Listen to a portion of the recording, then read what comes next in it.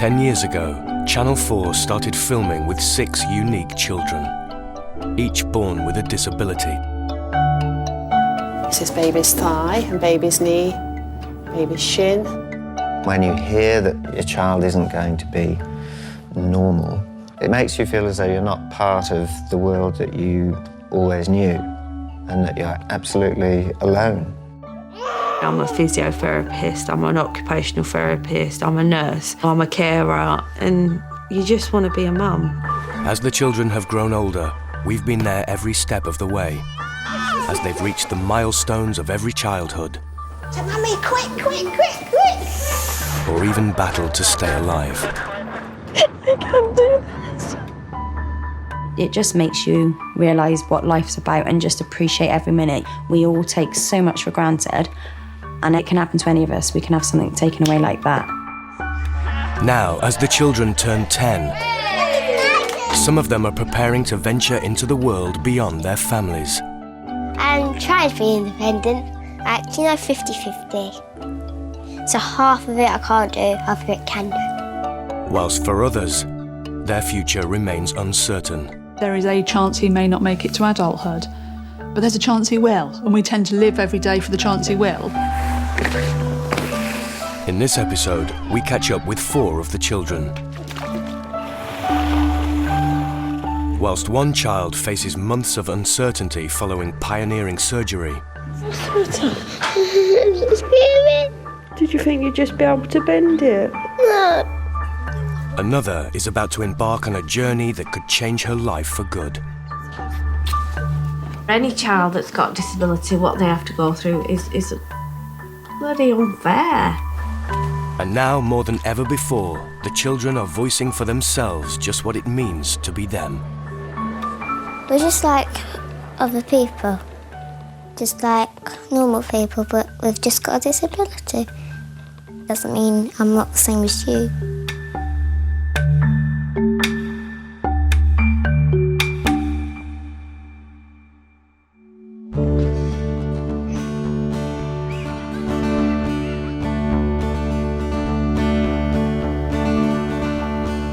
Emily Spears is now nearly 9 years old and lives in Burnley with her parents and her brother Jacob. Pull your top down. Not my dad. That's it, child. Yeah. She was born with the condition spina bifida and has grown up not being able to tell when she needs the toilet. I know that I'm not normal, but I'm not bothered about that because everyone's different to each other. Show us your pull-up, Em, for one of the very last time. Some people who've never met me before are like, why are you wearing nappies? And I just say, well, because I've got a disability. And they say, what's a disability? And I say, well, it's where I have something wrong with me.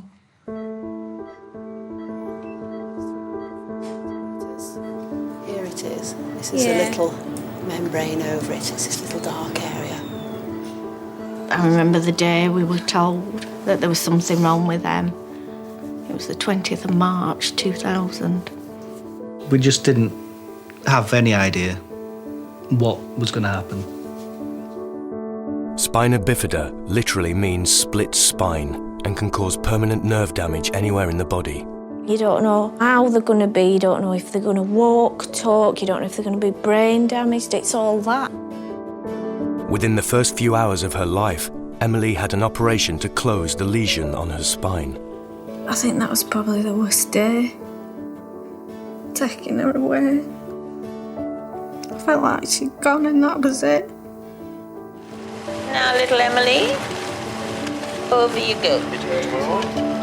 At that stage, Emily's parents had no idea how severely the condition would affect their daughter. But as she grew older, it was becoming clear that the nerves that control her bladder and bowel had been damaged. She's so, I hate this word, but she's so normal, apart from the fact that she wears pull-ups. The only way for Emily to gain any control would be to go through major surgery. The main aim of which would be to enlarge her small bladder by using part of her bowel.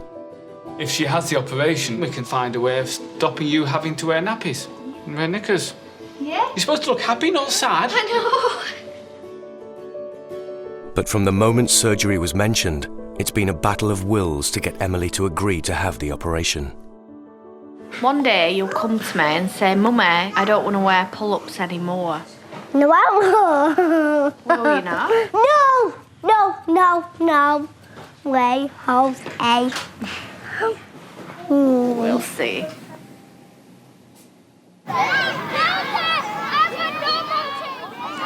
Rachel. Good afternoon, Miss Anderson. Benjamin. Good afternoon, Miss Anderson. Emily. Good afternoon, Miss Anderson. It's Emily's last day at school before the summer holidays. After 4 years of refusing to have reconstructive surgery, she's finally agreed to go through with the operation on her bladder and bowel. Quite a lot has changed actually now. 'Cause now that I'm getting older, it's a bit embarrassing if I have to go to high school in pull-ups. So I'm glad that I'm having the operation now. I really want the operation now. And I'm going to sing This Could Be the Greatest Day of Our Lives. It's my favourite song, I would take that.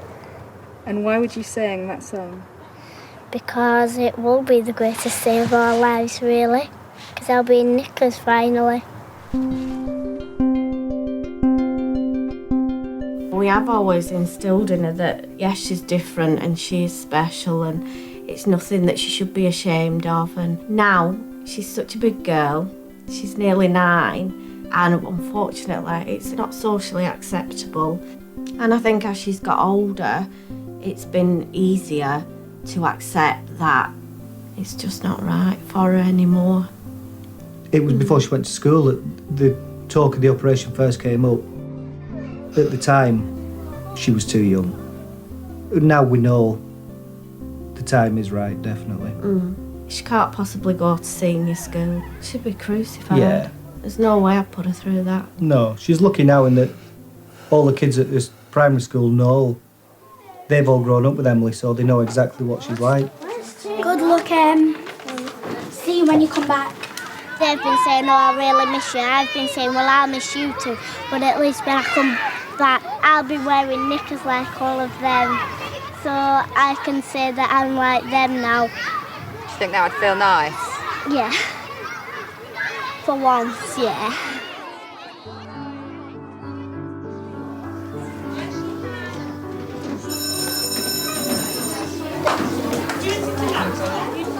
See you next year, Miss Anderson. I'm so excited for Em, but at the same time, you know, I'm scared as a mum. See ya. I'll see you when you get back. Yeah. See ya. Don't be worried. You've just got to look to the future and what Emily's going to come out with is worth it. Hey, what's to do? Come on. What's to do? Do you know what? It's horrible to see a child cry. Come on. Any child that's got disability, what they have to go through is bloody unfair. Okay. Come on, baby. It's just, you can't leave her as she is. So, it's the only thing we've got left.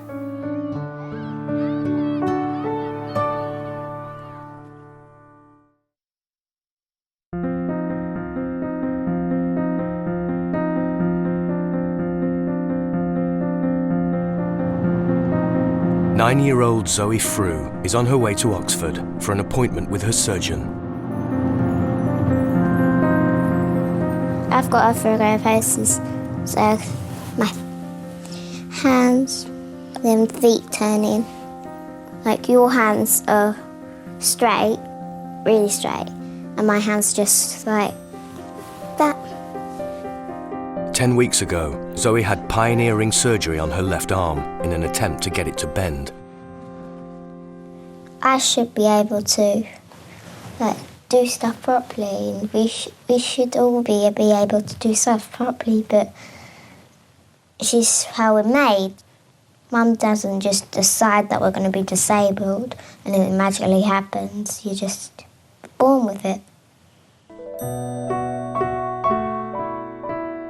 It was only at birth that Zoe's parents discovered that she had a disability.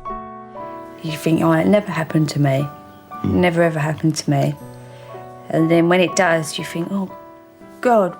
I could hear the midwife saying, can you see that? Can you see that? And I was thinking, oh, her arms and her legs are all blue. And I thought, oh no, it's quite bad, really. For the first few years of her life, Zoe went through multiple operations in an attempt to reposition her feet.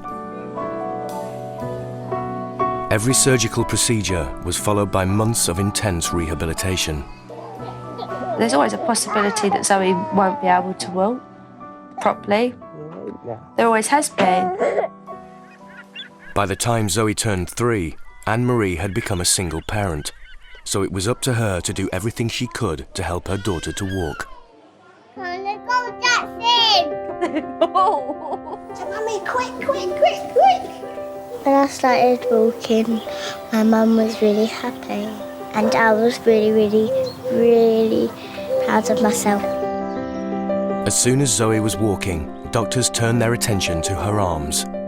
Now, she's managing well, but as she gets bigger, getting her hand up to her mouth using her knee is going to be difficult.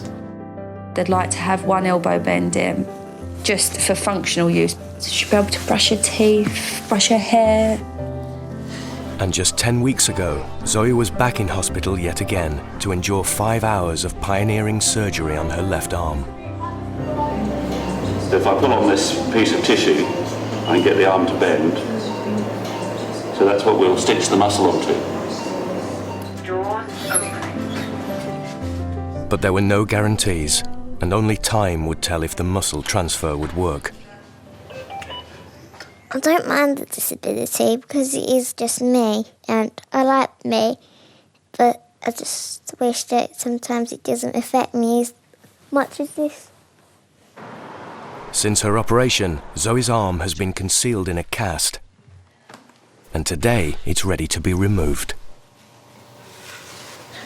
You don't have to look. No? You want to look? Okay. Don't be scared. You're fine. It's off! Can you try and bend your elbow? What do you mean? Try and do that. Touch your nose. It's hard to do, because you've never done it before. But that's okay, I'll hold your arm, try and do it. Good. No, you did. You did a little bit. So it's time, darling. It's hard for you to work out because it's a different muscle to one that people normally use to bend their elbow.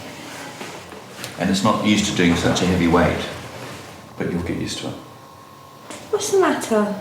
Are you worried?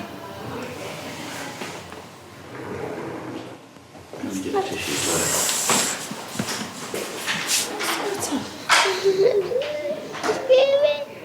Why is it scary?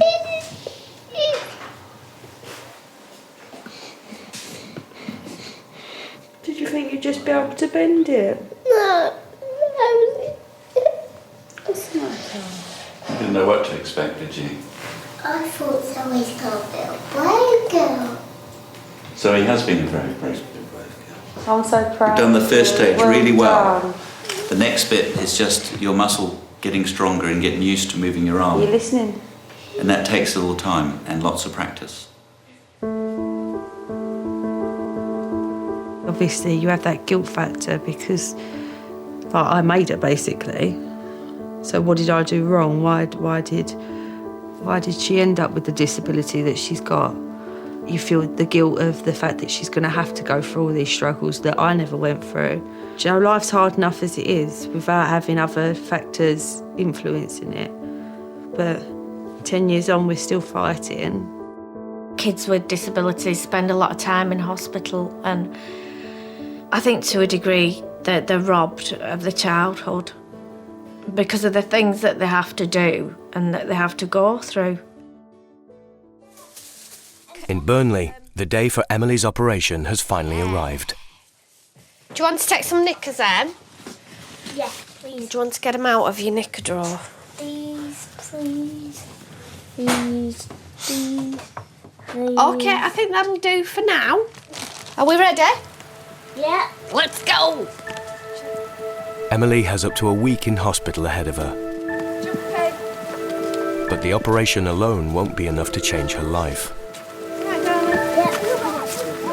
For her to gain control of going to the toilet independently, she will need months of rehabilitation and training.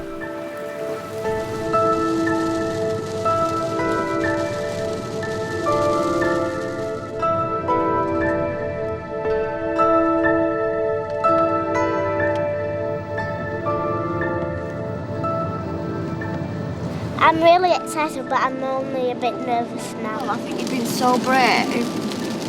Very proud of you, Emily. You'll be fine. Not worried, I'm nervous. Well, not really nervous. Whoa, is that the hospital? Yeah. I can't look at it, it's too big. I feel dizzy. Now I've got butterflies in my belly. I'm getting a bit nervous now, actually.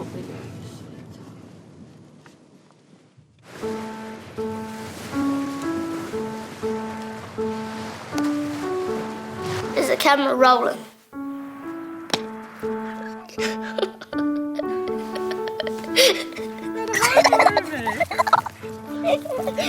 My name's Hamish McLean and I'm 10 years old and I live in New Zealand.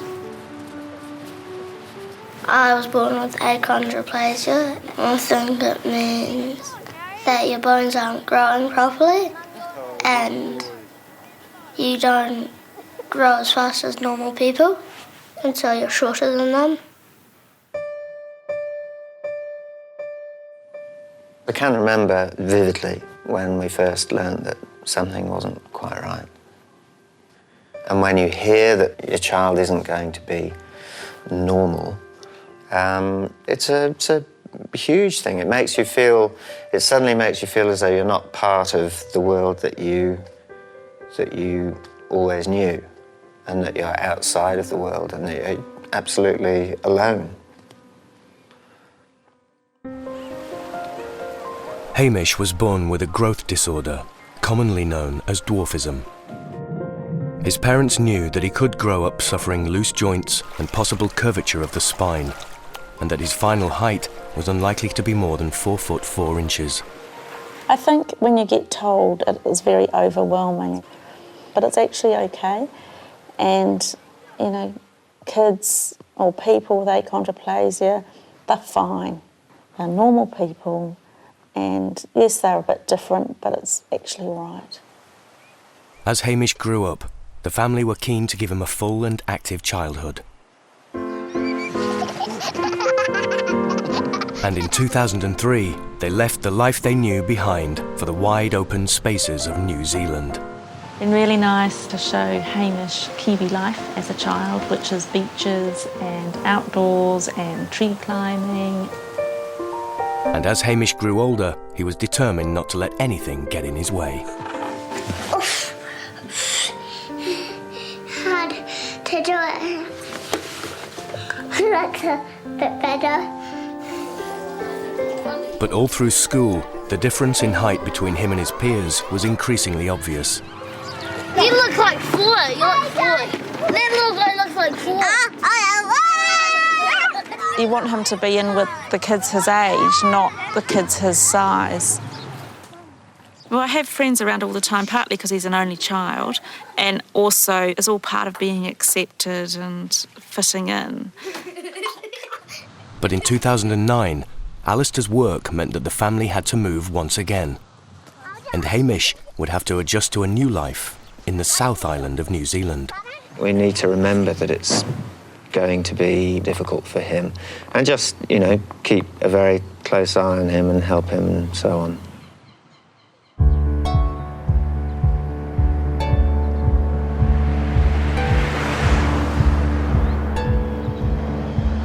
Well, Hamish is 10 now, and we're now living in South Island of New Zealand, which has been quite a big move. We were concerned about going to a completely new school because of obviously being a wee bit different from everybody. First day, there were some queues of people outside the classroom, you know, queuing up to have a look at this weird new boy that had arrived. But it didn't really last long, and they decided actually he was pretty cool and it was okay to be friends, so it was good. All right, have a great day, Bish. Work hard. Yeah. Have fun. Yeah, see ya. Bye. Bye. He seems to have settled in really well and seems to be enjoying it down here. This is a school project that everyone in my class had to do, and it's things that make me special about Hamish McLean. Something interesting about me. I'm the smallest boy in the class, but it doesn't worry me. Being little does not matter to me or my friends. We all just play together. I don't think Hamish thinks of himself as disabled for a moment, no. No. He knows he's different, rationally, but he is who he is. That's all he's ever known. At the Royal Manchester Children's Hospital, Emily's surgeon, Mr. Dixon, is preparing her for theatre. At last. I know, here we are. Here we are. Yay! As you know, all the tests that we've done have shown that the bladder is firstly too small, and also the pressure in the bladder is such that it may damage Emily's kidneys. So what we want to do with the bladder augmentation surgery is to make the bladder nice and big so it can hold plenty wee, and also not do any damage to your kidneys. And the ACE operation, where we use your appendix and bring it out down here on the right side of your tummy, and that will allow us to give medicine into the top of your bowel to help you to get your poos out so that we stop having accidents. You alright, Yeah. You got any You're looking questions, a bit sick now. It's simpler than I thought it would be, actually. Really? Oh. Well, that's a nice thing That's to good. say. There you go. Yeah. Have you any questions you'd like to ask me? No. No? You're okay. Are we ready?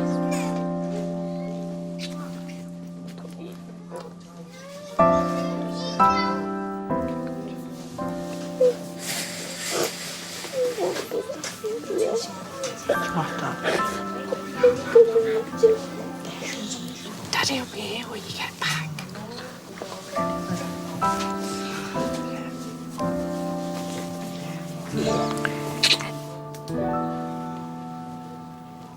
Right, we're ready? Okay. You can jump on Ems. Here you go.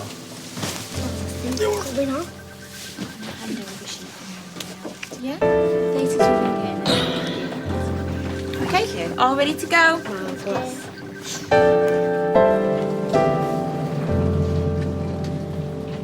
Emily has 5 hours of reconstructive surgery ahead of her. The hope is that she will ultimately gain control of her bladder and bowel and the independence she now needs. I love you. See you in a bit. Okay, I'll come pick you up from that.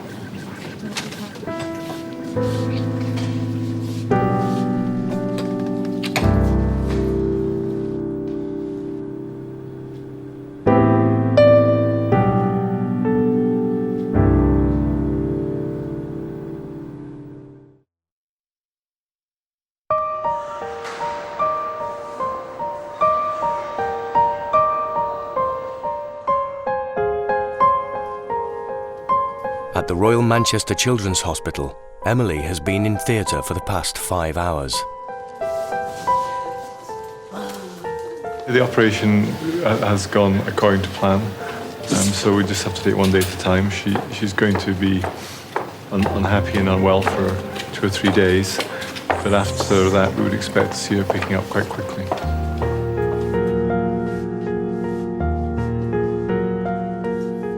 The next 5 or 6 days are always worrying after big surgical reconstructions. I think anybody who does this kind of thing will say, well, it gets to day 5 or day 6 and things are going well, you can relax.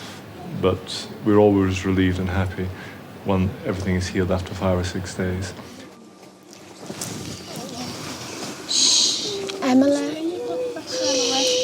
Emily. Shh. It's okay, darling. It's all right, baby. My tummy's hurting a bit. Oh dear. These patients are more than patients in many ways because you get to know them over the years, and we all wanted to work out for the best for them.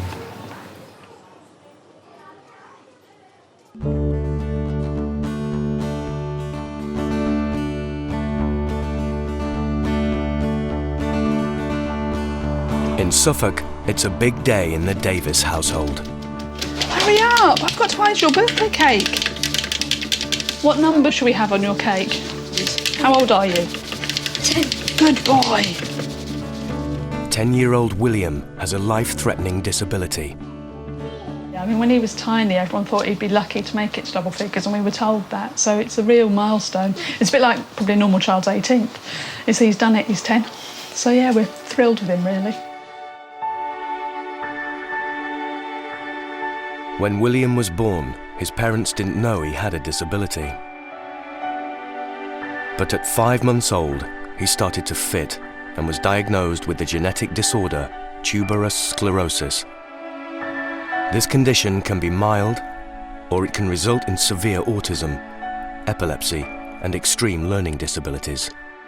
We were told originally that he could be anywhere between the next managing director of ICI or struggling to walk and talk when he's 10. TS can cause abnormal growths to form anywhere in the body. At 2 years old, in an attempt to bring his seizures under control, surgeons removed the part of William's brain where the worst of his tumours were concentrated. This area of brain here is essentially going to be removed. The remaining lesions in William's brain would continue to be closely monitored, as any undetected growth could prove life-threatening. As William has grown older, the irregular patterns in his brain have made his autism more acute and his behaviour harder to control. That's Jess's! That's Jess's, it's in her room. No. I think most of the time he doesn't really understand no. Therefore, what are we supposed to do with him? He's just a baby. He just happens to be a very big one. For the past 10 years, Paula has been William's main carer. But the last time we saw the family, they had just received some devastating news. I actually listened to a phone-in on the radio about 2 weeks before I was diagnosed with what's the worst things you could ever be diagnosed with, and multiple sclerosis is one of them, and I was like, oh, great. MS is a condition of the nervous system that gradually worsens over time, and just 6 months on from the diagnosis, it's already starting to take its toll. I had quite a nasty relapse with the MS in June, which has left me with problems with my legs, that basically I can't walk for more than about 5 or 10 minutes without getting quite a lot of pain and discomfort. She is very tired with the MS. One of the big problems she's got is fatigue. They say with MS you need to get your 12 hours sleep a night. Well, she's not getting that. For the last 3 years, Paula and Nick have shared their bedroom with William. But after years of fundraising, they're finally in the process of converting their home to give everyone the space they now need. With MS, they say avoid stress and have lots of rest. I kind of think they've never met William. So, I mean, at the end of the day, family life has to continue, and I just do my best to juggle around it.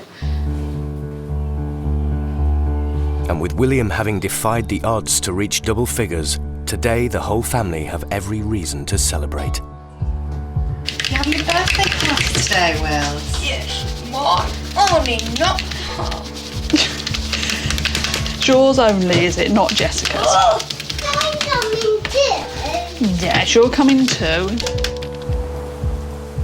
Am I going? I think we're ready. Are we ready, Mummy? I think so. Out to the bus. Paula has hired out the local soft play centre, and all of William's family and friends have been invited. Hello, sweetheart. Even Zoe and her family have come to celebrate. Have you got a kiss for Zoe? Give Zoe a little kiss. Give her a quick kiss. There. And then it's full of William.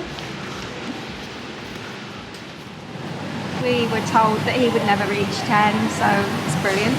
20 is a milestone, it's a big one. Yeah, let's go for 20, then 30, then 40. Let's go for it. William, look at me. Look at Daddy. Daddy. It's just nice to give William the opportunities that normal children get. It's just lovely to see it actually happening and him enjoying it. It's quite emotional, really, but no, it's just nice and making him feel special. No, William, wait.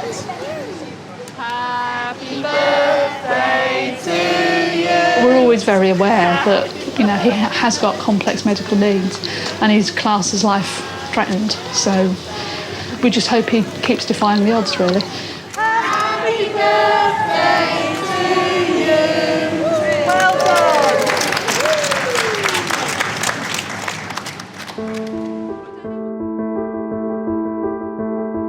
Having a child with disability is a huge journey, but you can never quite prepare for William's journey as to where he's going to go to next. 10 years ago, we were very optimistic about things with William, and probably too optimistic. But that was probably a way of coping with what we were being told. Life is one big journey, and you learn from your mistakes and your accomplishments and everything else. You just hope that at the end you're going to look back and you go, yeah, we done good. Right, we're doing 20. Oh, okay. Ready? Yep. Go. It's now 6 months since Zoe's cast was removed, and every day has involved a strict routine of physiotherapy. Stretch, stretch, stretch. Well done. I had an operation on this arm so I can bend it. And can you? Yes. Ta-da. That's halfway there. That's what my mum says. Out. Pull this arm out. Oh, well done. And in. And what can you do with it now? Can you dress yourself? I can do my trousers. I've been learning how to do my top. I can get my arms through, but I need help with my head bits. Okay. And the other arm. The other arm. When it's fully up, it will help me loads more. I hope that I could do my makeup and do the DVD player. I think she's doing really well. It's just a slow progress, but we've still got another 6 to 8 months before there should be any huge, great big movements. It's just we have to go at Zoe's speed and we'll do it, won't we? There are no guarantees that the new muscle will ever become strong enough to fully bend Zoe's arm without having to go through more surgery. But in the meantime, Anne-Marie is determined to carry on family life as normal. 1, 2, 3.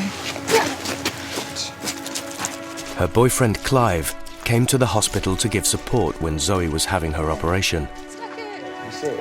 And 3 years into their relationship, he's a constant figure in all their lives. He helps with the physio and he comes swimming and he's just there. He does everything that a dad would do. Clive is really funny. He's helpful as well. He was helpful on the day when I had my operation. No, don't walk me into that bit. He's good with my mum. He's good with me and Deli. Obviously I feel closer and obviously I feel responsible for the girls sort of thing, and the plans I'm making for the future, they're all included, so we are becoming a family.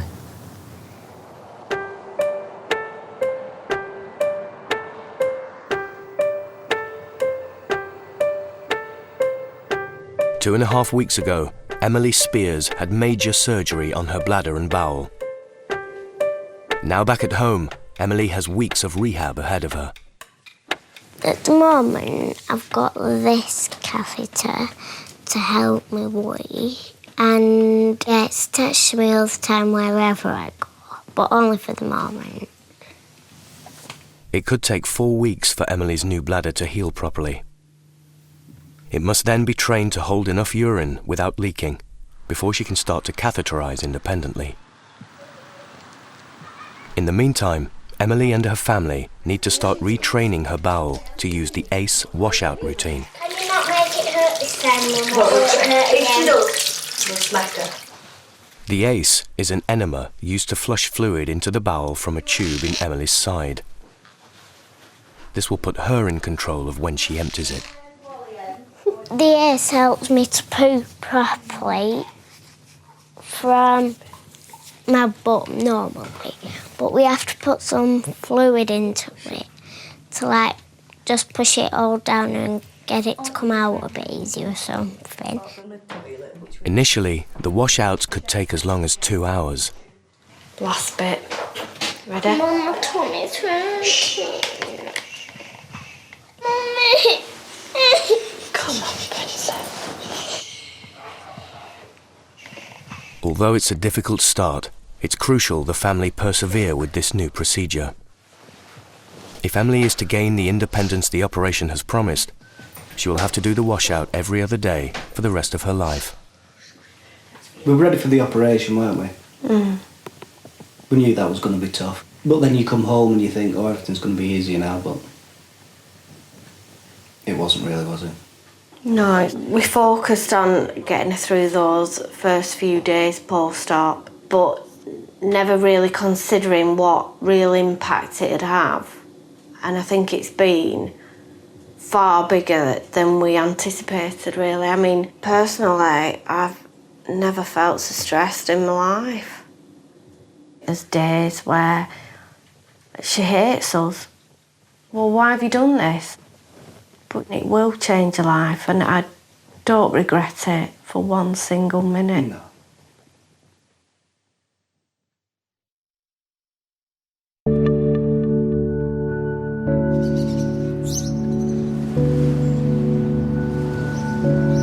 Living in the South Island of New Zealand has come with a major advantage for 10-year-old Hamish and his family.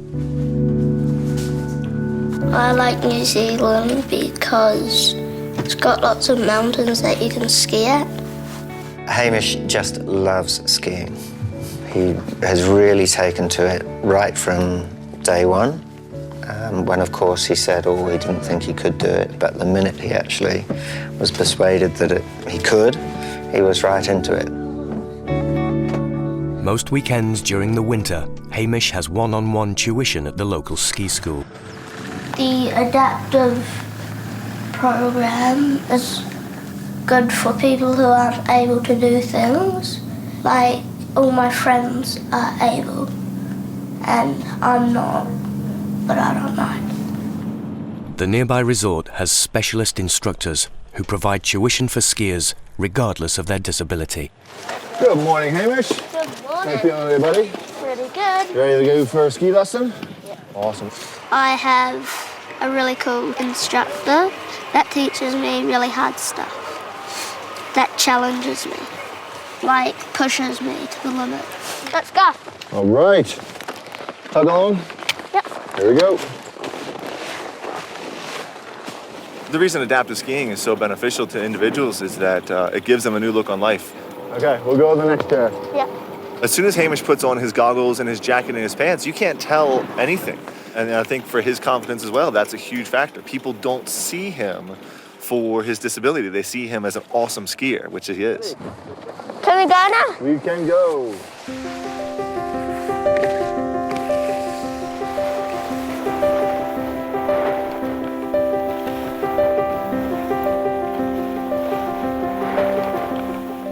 I'm so proud of Hamish. I've not seen another student here progress the way he has. Oh, it's wonderful because his confidence has just grown so much. He's not frightened anymore and he's not inhibited. Yeah, skiing's cool because like you can go really fast and like overtake snowboarders. When I do something that I couldn't do before, it makes me feel happy. Hamish won a gold medal at skiing and it was fantastic. They called out his name and he just leapt onto the podium and he just let out a yelp, didn't he? And it wasn't until I saw his happiness that I realised what a big achievement it was for him.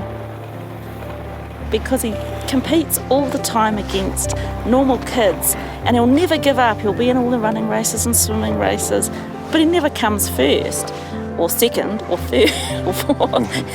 And this time he did come first.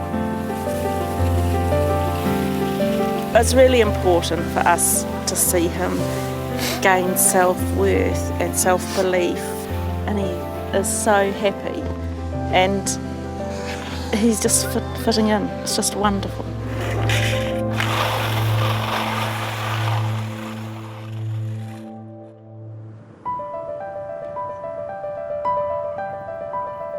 In Burnley, it's been 8 weeks since Emily had major surgery. We're going to get you sorted out.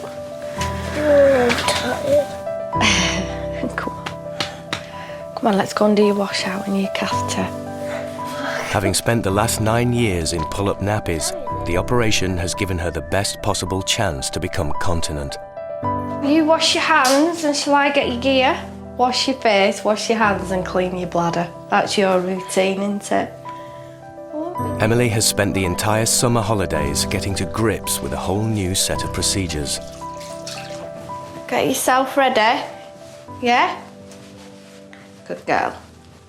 When she gets the sensation that she needs to wee, because she does get that feeling now of a full bladder, she'll put her own catheter in, empty her bladder, and then every other day we'll do her race. And that's how she'll go to the toilet. Catheterizing every 4 hours and washing her bowel out every other day is a discipline that she will have to get used to for the rest of her life. People are like, oh, did she have her operation? Yeah. How did that go then? Well, fantastic, you know. She does her catheters. But what? Well, I thought that'd fix. It's like, well, no, she'll never be fixed. But when you've lived 9 years weeing and pooing in your pants... Compared to what it was. It's pretty amazing. This morning, term begins, and Emily is going back to school. It's lovely putting her knickers on for school, isn't it? No, pull up. Feels weird because they like go right up, don't they? The pants go like that. Gotta wedge it. Gotta wedge it. I don't know why I'm dressing you, Emily, I'll be honest. I've just got into a habit of helping you. For the first time since her operation, Emily will be spending the whole day without Mum around to help her. I won't be used to it without Mum because I've been with her for 8 weeks. How you're feeling as well, Rach?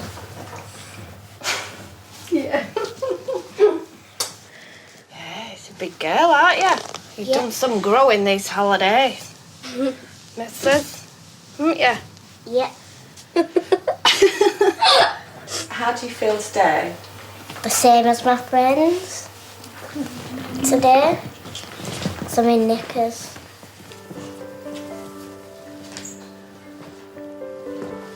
Come on.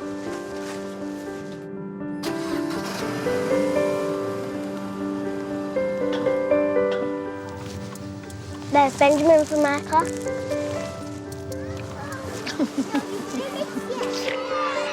I am proud of myself because I can feel like my friends now.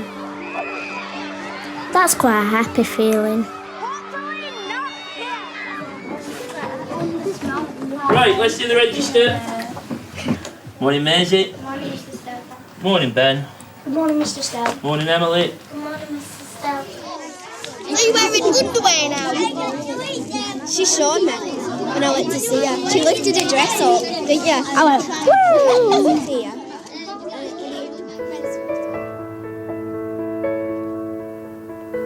I've been an emotional wreck all day. I'm going to cry now. Why is that, do you think? Just waited 9 years for this. She's gone to school in her knickers. And she's like everybody else. I can't believe it's here. It's just been so worth it. It is a real happy day. One of the best days of my life.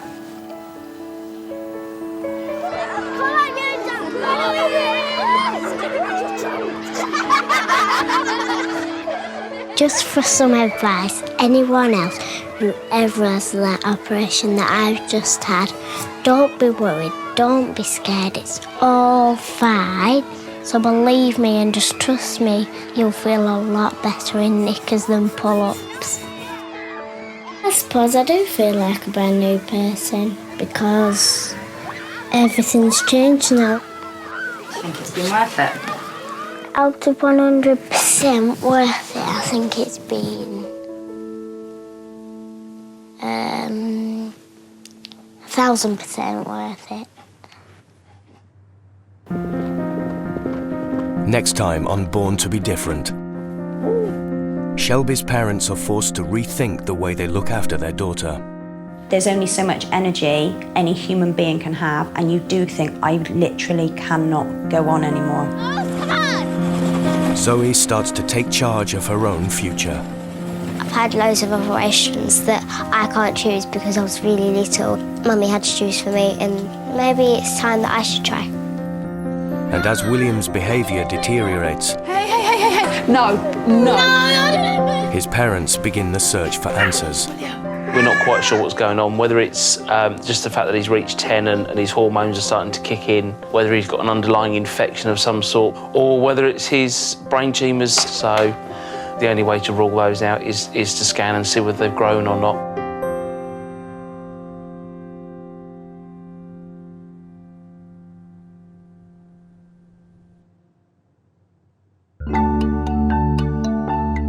You can see that next episode next Thursday at 9, and the support information for parents, family members and children living with disabilities at channel4.com. Just search for Born to be Different.